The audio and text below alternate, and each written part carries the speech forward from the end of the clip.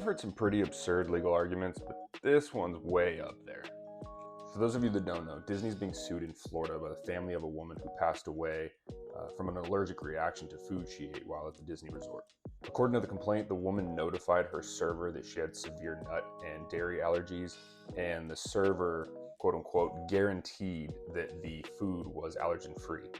Unfortunately, that was not the case, and the woman suffered a severe allergic reaction, later passing away.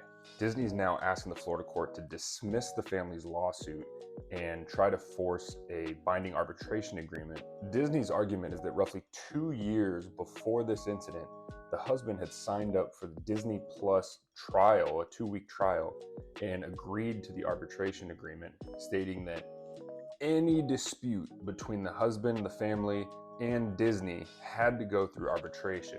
What Disney's trying to argue is that this woman's death is going to be forced to go through arbitration because the husband signed up for a Disney Plus trial 2 years earlier.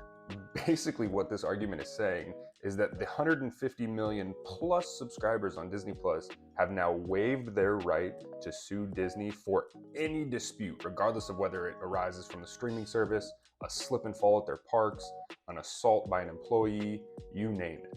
Disney's really trying to hang its hat on the fact that the arbitration clause says any dispute between the party signing up for the service and the Walt Disney Company, any of its affiliates, any other entity that's related to Disney would have to go through arbitration.